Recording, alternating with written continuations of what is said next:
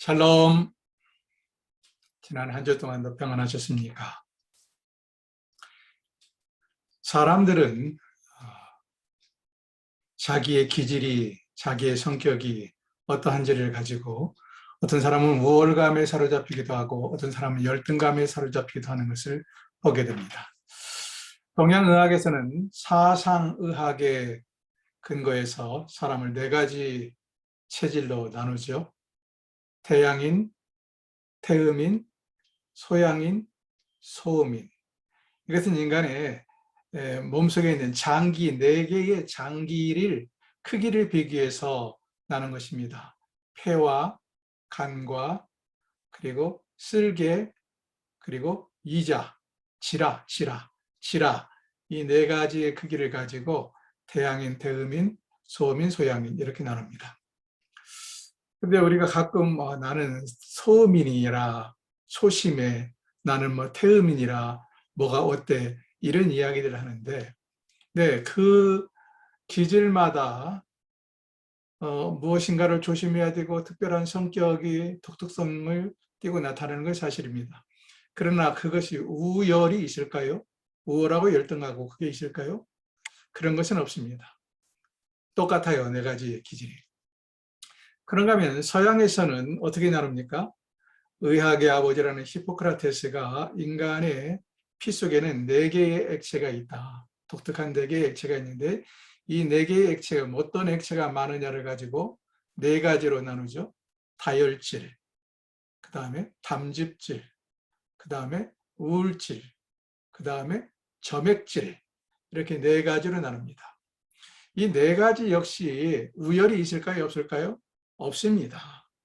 다 장점이 있는가 하면 단점이 있어요. 예, 어떤 사람들은 부정적으로 나는 다혈질이야, 저 사람은 다혈질이야, 저거 고쳐야 돼 말하는데, 여러분, 다혈질이 무슨 다른 성질에 비해서 열등한 것이 아닙니다. 나는 우울질이 많아. 그 우울질이 많은 것은 그냥 특성일 뿐이지 그것이 우열의 문제는 아니다 하는 것입니다. 오늘 무슨 이야기를 하려고 이렇게 장황하게 동양의 사상의학을 논하고 히포크라테스의 4가지의 체질을 논하는가? 믿음으로 산다는 것은 무엇이냐? 오늘 5번째 시간이죠. 믿음으로 산다는 것은 자기 생김새대로 사는 것이다. 생김새. 한번 따라해 보십시오. 자기 생김새대로 사는 것이다. 예. 나의 독특한 생김새대로 사는 것입니다. 제가 여기서 말씀드리고자 하는 생김새는 무슨 외적인 이목구비, 눈이 크고 코가 작고 이런 외적인 것을 말하는 것이 아니라 내면 세계를 말합니다. 내면 세계의 생김새대로 사는 것입니다. 거기에는 우열이 없어요. 반드시 기억하십시오. 우열이 없다는 말 매우 중요합니다. 왜? 나는 나로서 하나님이 독특하게 만들었기 때문입니다.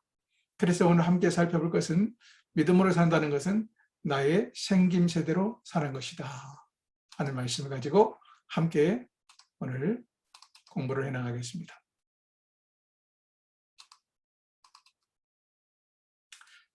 나의 생김새대로 사는 것.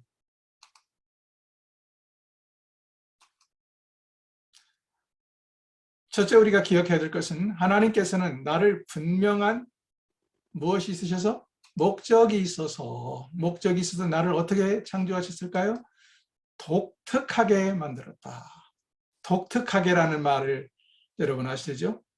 남과 다르게 만들었다는 거예요. 하나님께서 나를 남과 다르게 만든 이유가 뭐냐? 분명한 목적이 있기 때문에 그 목적대로 하나님께서 나를 쓰시기 위해서 나를 나로 만드는 겁니다. 내가 다른 사람과 다른 것 때문에 열등의식을 갖는다든지 이상하게 생각하지 마십시오.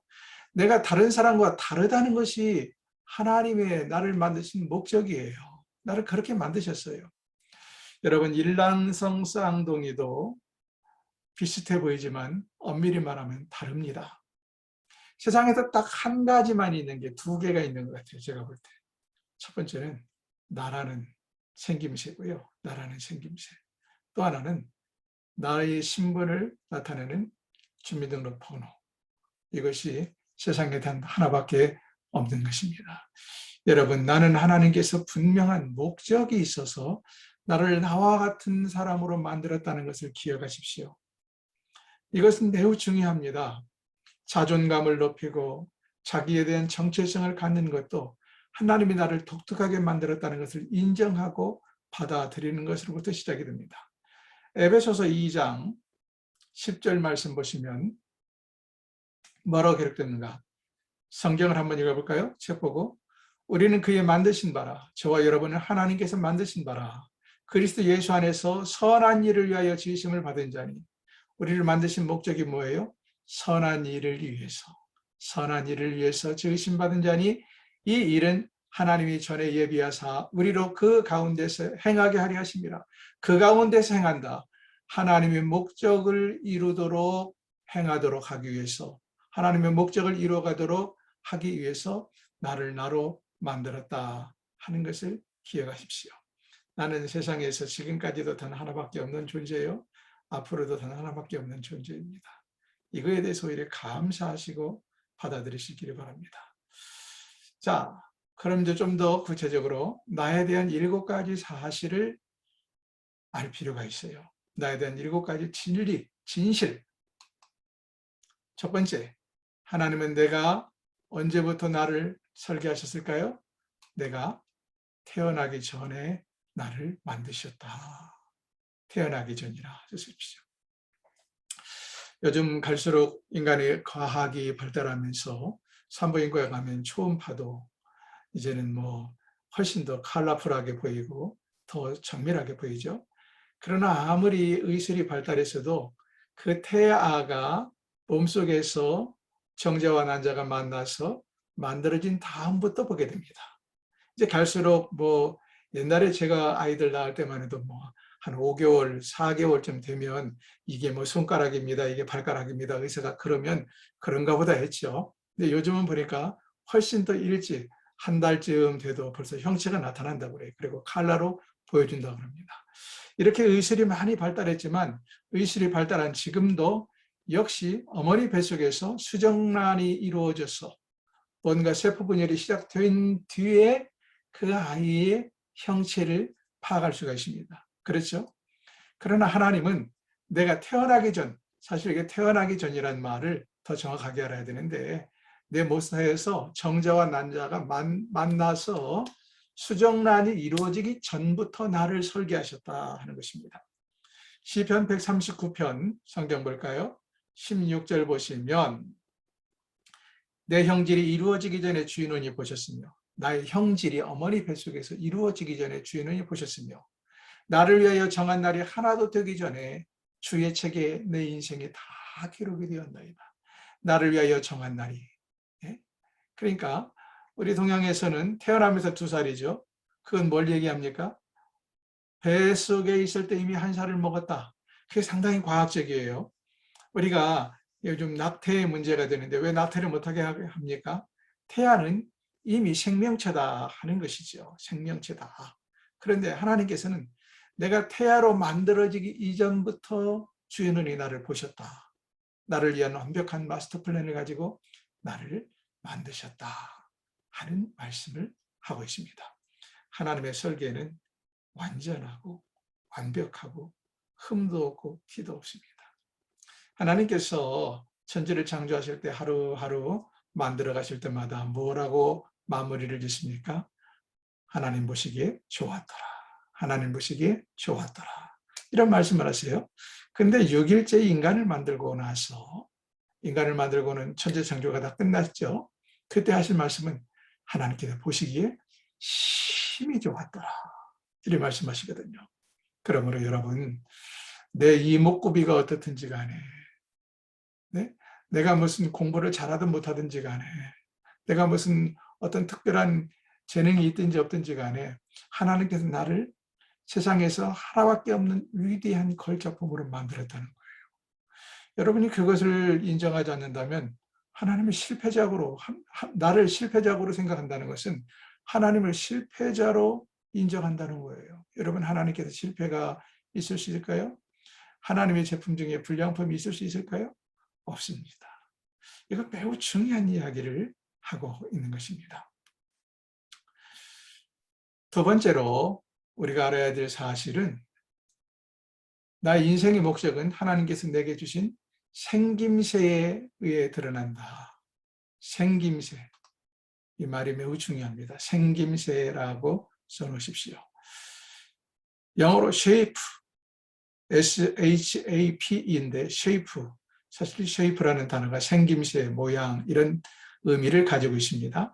그런데 제가 여기서 설명드리고자 하는 shape는 영어 한 단어 shape가 아니라 사실은 5개의 단어를 첫 글자를 따서 한 단어를 만들었더니 shape가 된 겁니다. 하나님께서 내게 주신 생김새에 의해서 나의 목적이 드러나요.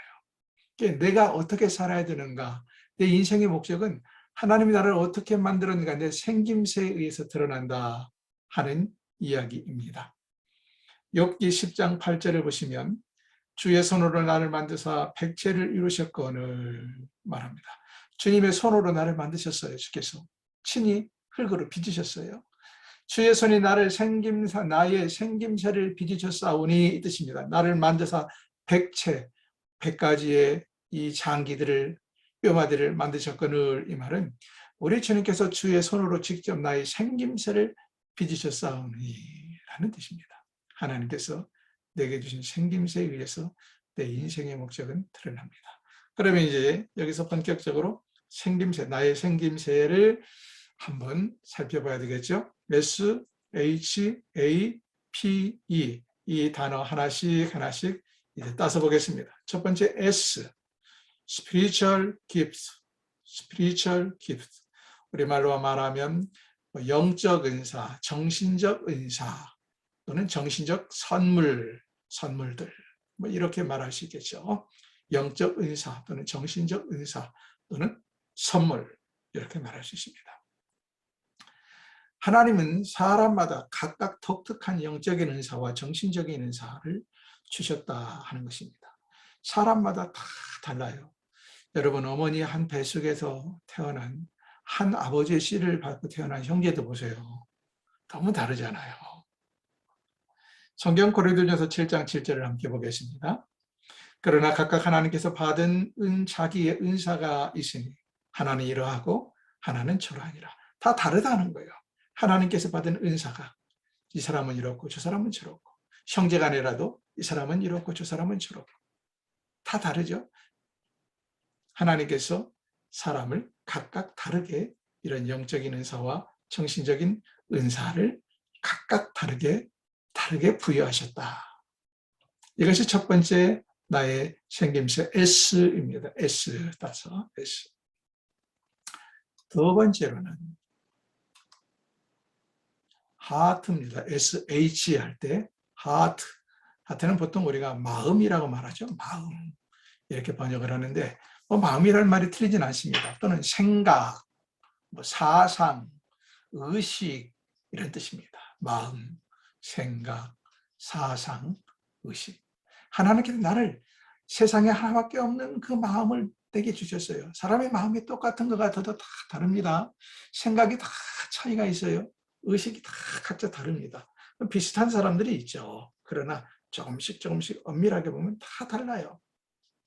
색깔이 이거 검정색, 여기다가 10장의 검정색 종이를 갖다 놓고 보면 얼핏 보면 다 같지만 실제로 그것을 현미경으로 그리고 분석하면 10가지 색종이가 다 검정색이 약간씩 정도의 차이가 있습니다. 그것처럼 사람의 마음이 다 똑같은 것 같죠? 다 다릅니다. 사람의 의식이, 사람의 생각이 각각 다 천양지차라는 거예요. 하나님께서 나를 세상에서 단 하나밖에 없는 마음을 내게 주셨다.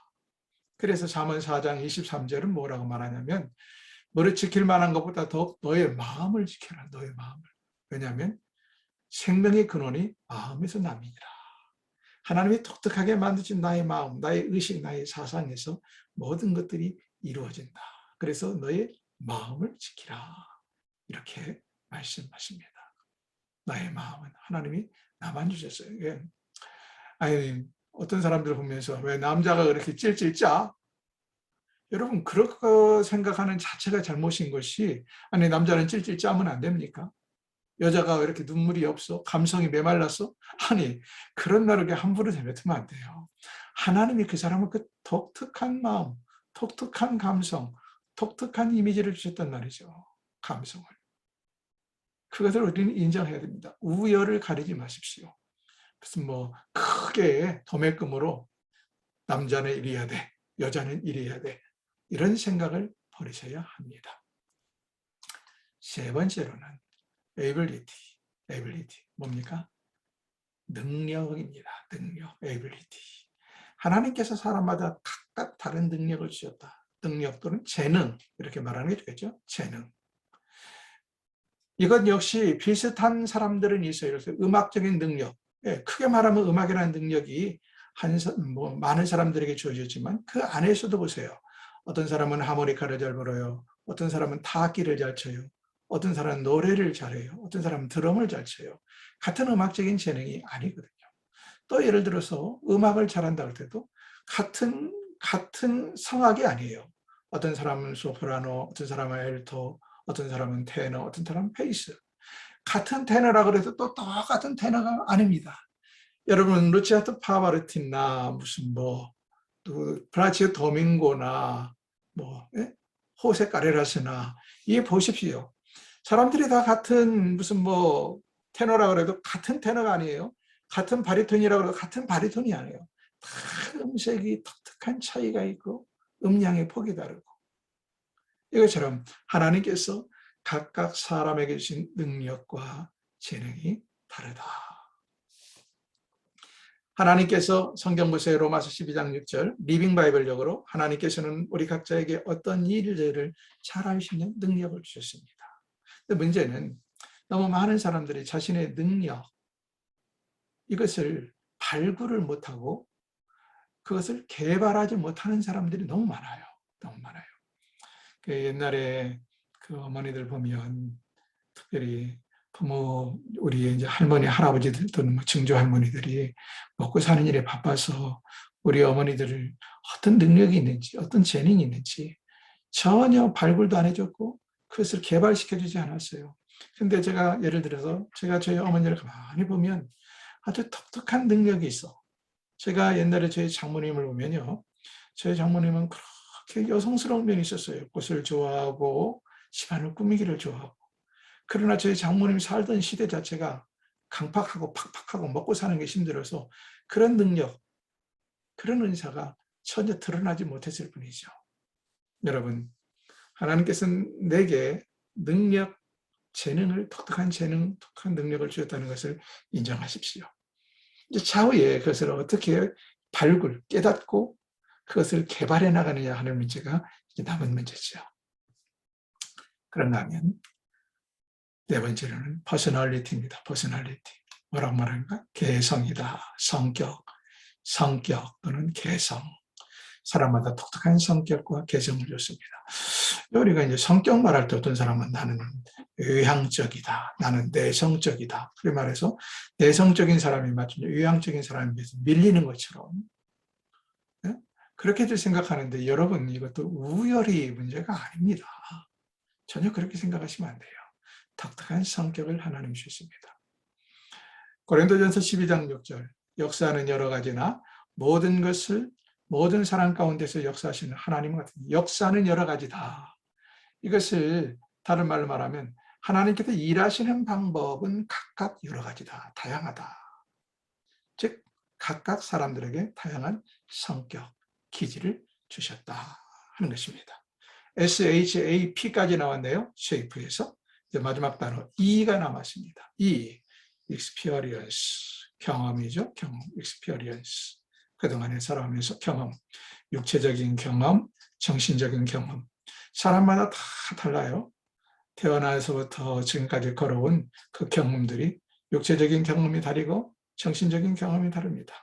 그것들이 바로 뭐냐? 하나님이 나를 만드신 독특한 모습을 따라서 내가 경험을 더 쌓아가게 되고 그 경험들이 모아져서 더 큰 경험을 낳게 되죠. 그래서 로마서 8장 28절은 우리가 알거니와 하나님을 사랑하는 자 곧 그 뜻대로 부르심을 입은 자들에게는 모든 것이 합력하여 선을 이루느니라. 이렇게 말씀하시죠.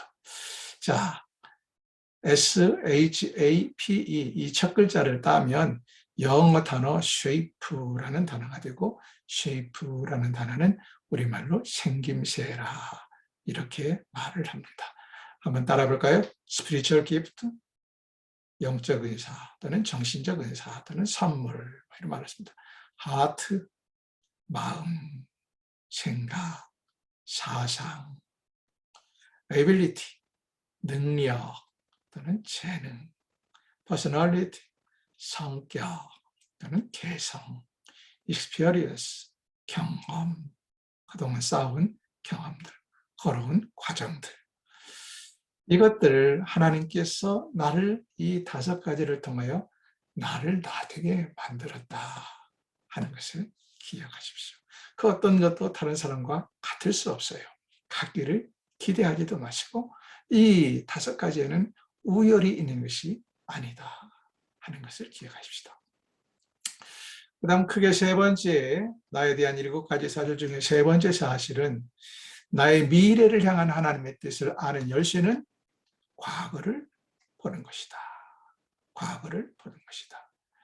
나의 미래를 향한 하나님의 뜻, 내가 앞으로 무엇을 해야 될까, 어떻게 살아야 될 것인가는 지금까지 내가 걸어온 길을 성찰하면 된다는 것입니다. 왜냐하면 내가 지금까지 걸어온 길은 결국 하나님이 주신 그 쉐이프, 5가지에 의해서 나도 모르게 그 길로 왔거든요. 물론 꼭 그런 건 아니지만 대체적으로 그래요. 그래서 앞으로 내가 미래에 어떻게 살아가야 되는가, 미래에 하나님께서 나를 향한 뜻이 무엇인가도 과거를 돌아보면 된다 하는 것입니다. 그래서 갈라디아서 6장 4절은 각각 자기 일을 살피라 말합니다. 각각 자기 일을 살피라. 자기의 과거를 돌아보라. 지나온 일들을 성찰하라. 그리고 미래를 계획해라 하는 이야기입니다. 4번째 사실은 나의 생김새는 뭘 해봄으로 더욱 잘할 수 있을까요? 실험해봄으로, 시험해봄으로 또는 실천해봄으로. 나의 생김새는 시험해봄으로 더 할 수 있다. 또는 실천해봄으로 더 잘할 수 있다. 그래서 할 수 있다면 요즘 무슨 청소년 회관이나 이런 그 기관에 가면 은사 테스트라는 걸 합니다. 나의 성격, 기질 이런 것들을 테스트하는 은사 테스트가 있어요. 그런 것들을 한 번씩 해볼 필요가 있습니다.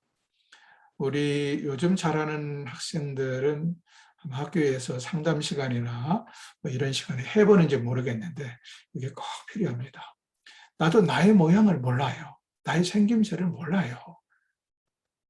대체적으로 그냥 부모가 자녀들을 관찰하면서 저 녀석은 무엇을 잘하고 무엇을 못하고 어떤 독특한 능력이 있구나, 성격은 어떻구나, 뭐 이렇게 감을 잡는 정도지 객관적으로 어떤 데이터로 나는 어떤 사람이구나 이것을 잘 모르거든요. 그래서 은사 테스트 또는 뭐 기질 성격 검사 MBTI라고도 하고 또 MBTI 말고도 또 다른 것들이 좀 많이 나왔어요. 성격 유형 검사 이런 것을 해볼 필요가 있다라고 생각이 됩니다. 뿐만 아니라 여러분 겁내지 마시고 내가 하고 싶은 거, 하기를 원하는 거, 또 좋아하는 거 이것들을 자꾸 시도를 해보십시오. 하다가 실망할 수도 있고 막힐 수도 있고 잘 안 될 수도 있지만 처음부터 크게 더들지 말고 작게라도 내가 해보고 싶은 것, 그것이 나의 은사일 수 있어요. 또 내가 잘하는 것, 그것이 나의 은사일 수 있어요. 내게 뭔가 생각하면 막 의욕이 솟는 것, 그것이 나의 은사일 수 있어요. 그런 것들을 자꾸 도전을 해보십시오. 그런 걸 통해서 나의 모양새를 발견하게 되고 발굴하게 됩니다. 그렇게 해서 적어도 우리 학생들이 말이죠. 고등학교 3학년쯤 되면 자기의 생김새를 확실하게 발견을 해야 됩니다. SHAPE. 자기의 생김새를 발견을 해서 진로를 결정을 해야 돼요. 학과를 선정하고. 그런데 불행하게도 저 때만 해도 학교에서 영어 수학 공부 열심히 하라거나 밀어붙이고 예비고사 잘 보라고는 했지, 무슨 김만경이가 어떤 성격인지 어떤 기질인지 어느 선생님이 관심을 가져준 게 아니고 우리 부모가 관심을 가져준 게 아니에요. 그러니까 저 때는요 무조건 뭡니까? 법대, 상대, 의대 이것만 쳐줬어요. 심지어는 법대는 서울법대나 가지 않으면 그 밥대다 그래서 이 법대도 권하지 않고 우리 때는 순전히 상대 그리고 의대 이쪽으로 마구 밀어붙이는 그런 학교의 대학 입시 정책에 뭐가 옳은지 그른지도 모르고 많은 학생들이 그냥 학교가 원하는 대로 자기 진로를 결정했습니다. 참 불행한 거죠. 혹시 제 강의를 듣고 있는 청년들이나 청소년들이 있다면 여러분 더 늦기 전에 여러분의 생김새를 파악을 하는 것이 영어 단어 하나 외우는 것보다도 더 중요합니다. 훨씬 중요합니다. 불행하게도 보세요. 자기의 생김새와 상관없이 공부 좀 잘한다고 해서 무슨 의대 가고 법대 가고 한 사람들 중에 물론 다행히 그것이 자기의 적성에 맞고 재미가 있어서 평생 가는 사람도 있지만 어떤 사람은 평생 후회하며 가는 사람도 있고 심지어는 어떤 사람은 중도에 포기하는 사람도 있습니다. 그 직업을 전환하는 사람도 생겨요. 참 그건 불행한 일이라고 생각이 듭니다. 우리 청년 여러분, 여러분이 직장을 잡는 것도 그렇습니다. 예? 여러분의 생김새에 걸맞는 직장을 잡아야지 어디 가면 연봉 많이 주고 무슨 일을 하면 뭐 미래가 밝고 거기에 초점을 맞추면 여러분 인생 망칩니다. 세상은 갈수록 바뀌어요. 오늘 좋은 인기 직업이 인기 유망 업종이 내일도 유망 업종일 줄 아십니까? 전혀 그렇지 않아요.